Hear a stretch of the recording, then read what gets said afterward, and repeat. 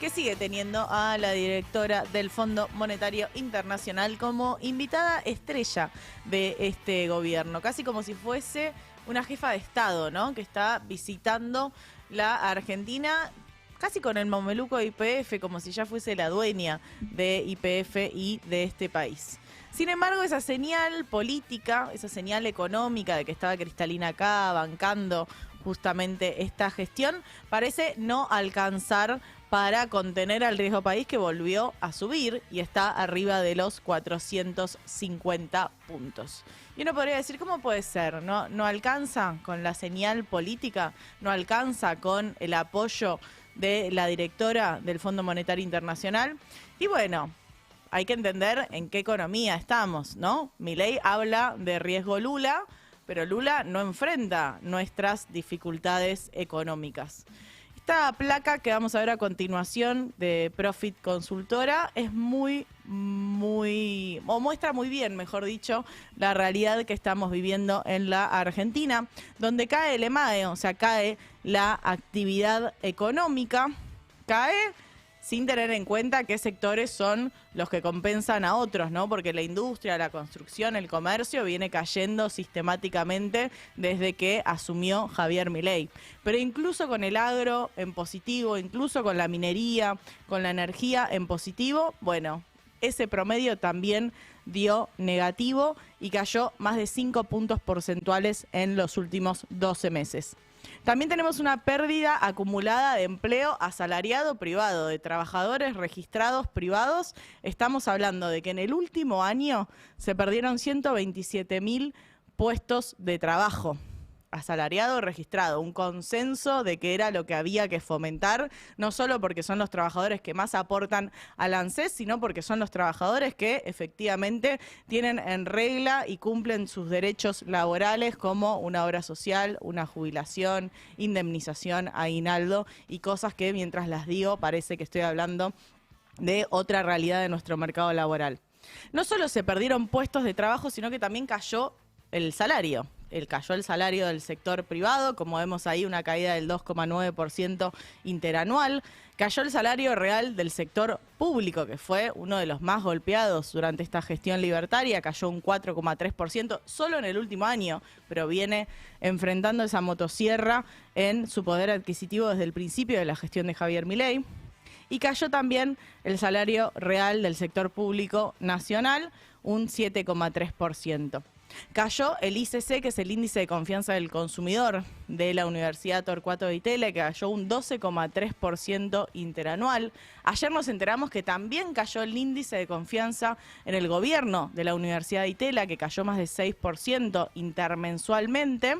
Y lo último que muestra esta plaquita tiene que ver con la caída en los patentamientos de autos, tanto en el intermensual como en el interanual.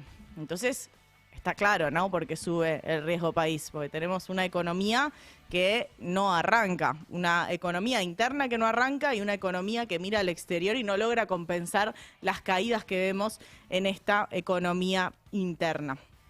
Y esto lo sabe el mercado y lo sabe Cristalina, que no tiene dólares para darnos, entonces, bueno, pone la carita para las fotos oficiales, como esta que vemos con Luis Caputo, con Horacio Marín, ahí en Vaca Muerta, los tres con el mameluco de YPF, casi como si fuese, bueno, la dueña, la accionaria principal de esta empresa mixta, pero con mayoría pública. Y están en Vaca Muerta porque Vaca Muerta es efectivamente la gallina de los huevos de oro, o el territorio de sacrificio para justamente extraer ese petróleo que luego vendemos en el mercado internacional y conseguimos los dólares de esa manera. Podríamos pensar que si tenemos Vaca Muerta, si tenemos una producción de petróleo y de gas natural, entonces, bueno, eso podría permitir que los argentinos, que las argentinas no estén tan afectados por los movimientos que hay en el precio del petróleo en este mundo donde la guerra entre Estados Unidos e Israel hacia Irán, bueno, hacen que el precio del petróleo tenga mucha volatilidad. Podríamos creer que tener a Vaca Muerta como producción de petróleo y gas natural podría asegurar que los argentinos, que las argentinas tengan gas natural en su casa. o que por lo menos puedan acceder a pagar esas tarifas. Pero no, la decisión de política pública en relación a la energía es mantener el precio internacional como precio interno y que todos esos cambios que hay en el mercado internacional afecten directamente nuestro consumo de energía dentro del país. Y eso es lo que están viviendo cientos de familias en Tierra del Fuego, que están enfrentando cortes en el suministro de energía en medio de una ola polar. Estoy hablando de Tierra del Fuego, estoy hablando del territorio más al sur de la Argentina. Y lo vamos a escuchar a Agustín Sciolfi, que es el secretario de Defensoría Pública Federal de Tierra del Fuego, sobre esta terrible situación que están viviendo en nuestro país. Donde las familias quizás dentro del grupo familiar hay menores que están enfermos, producto del corte de suministro, de falta de gas, adultos mayores, gente con patologías serias que están haciendo tratamientos. Entonces nos encontramos en un segmento de la población muy vulnerable. Hay una lectura de parte de ustedes se trata de personas, familias en una situación de vulnerabilidad tal que amerita tener presente esa situación para no cortarles el servicio.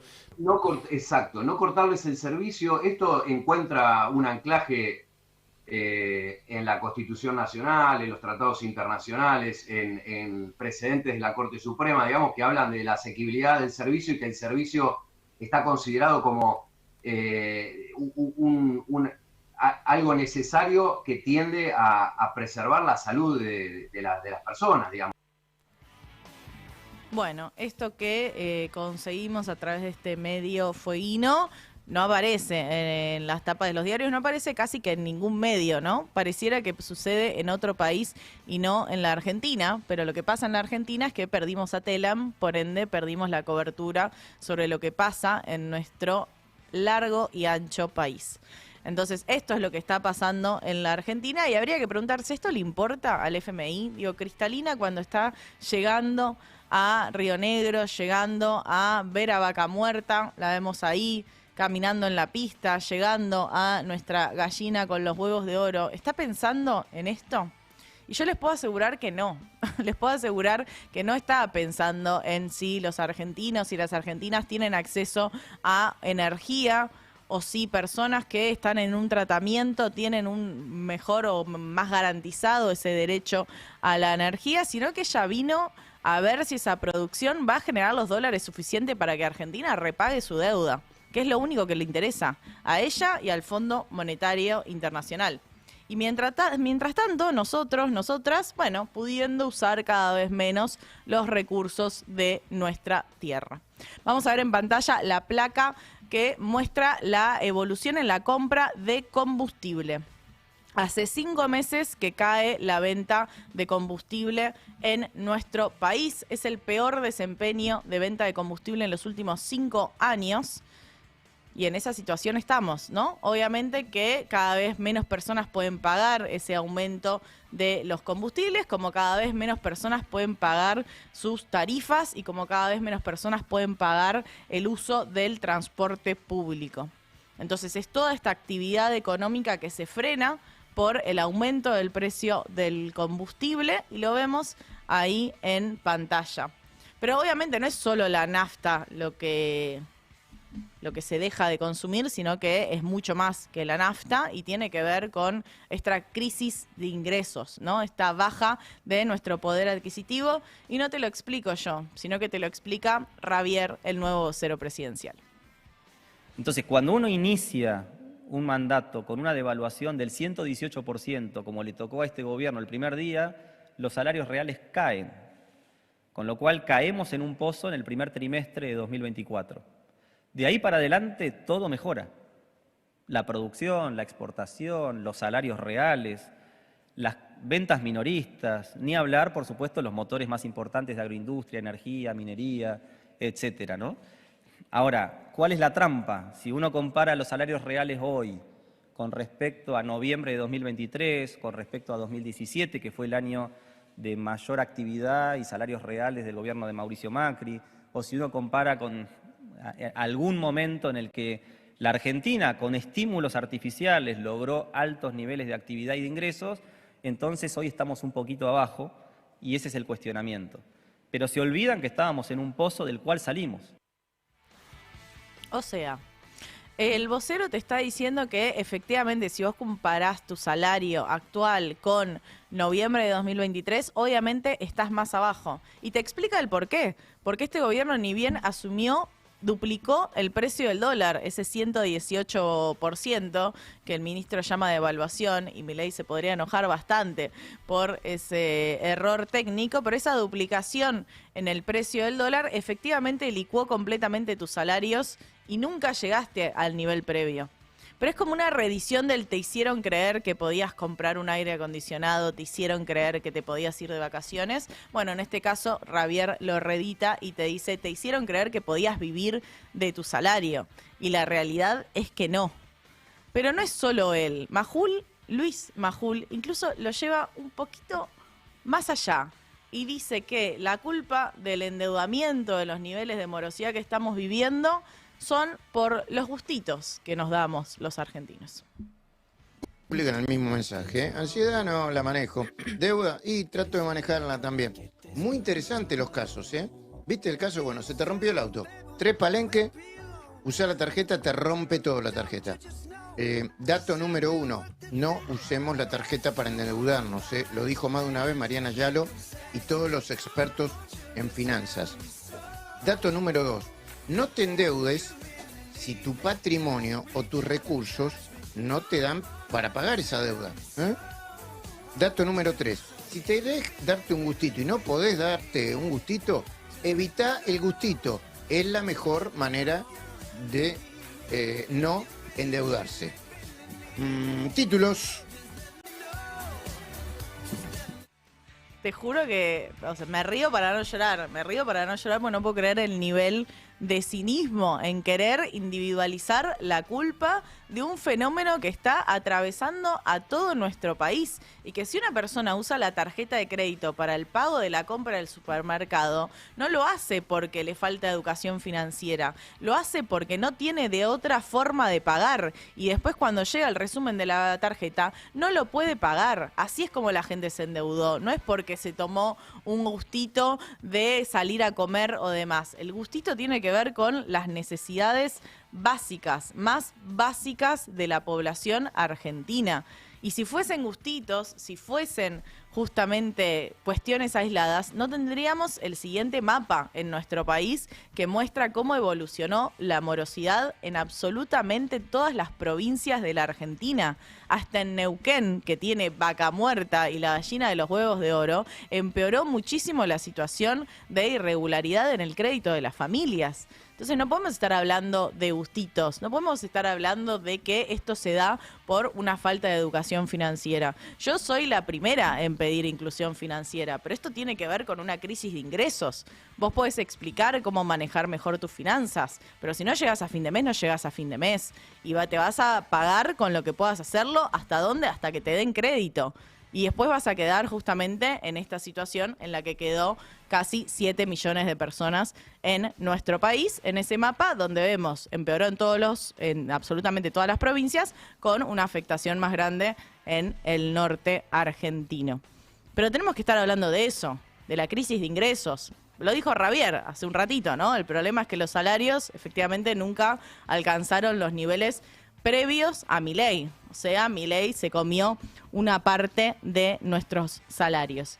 Y ahí quiero mostrar el siguiente gráfico, que es un gráfico del CEPA, que muestra muy bien la evolución justamente de estos salarios a la baja y el crecimiento de la morosidad. O sea, cruza justamente estas dos variables.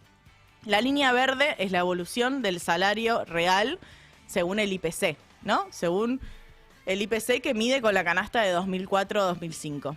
La línea verde de abajo, la punteadita, es justamente la evolución del salario, pero ahora sí teniendo en cuenta la canasta de 2017-2018. O sea, una canasta donde ponderan más los servicios, donde pondera más lo que gastamos en luz, en gas, en comunicaciones y en transporte.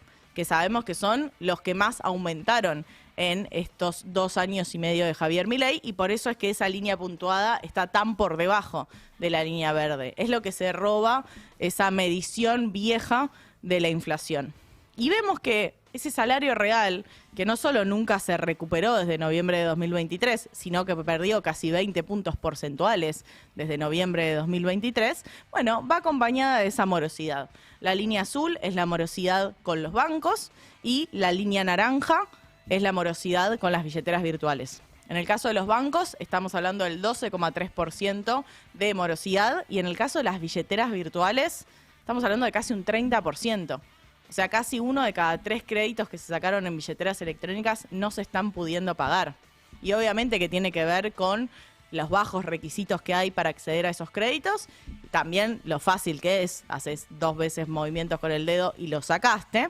Ahí hay una demanda de entender un poco mejor qué es lo que estamos tomando, pero evidentemente el problema tiene que ver con la línea verde, ¿no? El problema tiene que ver con que esos ingresos ya no están alcanzando para cubrir las necesidades básicas. Estamos hablando del supermercado, de todos estos gastos fijos que hacen que cada vez tengamos menos y menos dinero. Porque aumenta la luz, porque aumenta el gas, porque aumenta el celular, ni hablar si tenés prepaga, si tenés una escuela privada, si tenés medicamentos que tenés que pagar para vos o tenés que pagar para tus padres, porque ya no les cubre los que les cubría los medicamentos del PAMI. Entonces todos esos gastos que van incrementándose hacen que tengas cada vez menos ingreso disponible y ahí vemos esa recesión en la economía y esa economía interna que no arranca y que parece achicarse cada vez más. Entonces, ¿qué hacemos con esta situación? ¿O dónde está el presidente, ¿no? Ante esta situación. Si vemos toda esta crisis, este problema, la vemos a Cristalina ahí con el mameluco de YPF, con el ministro de Economía, con el presidente de YPF. ¿Dónde está Milei?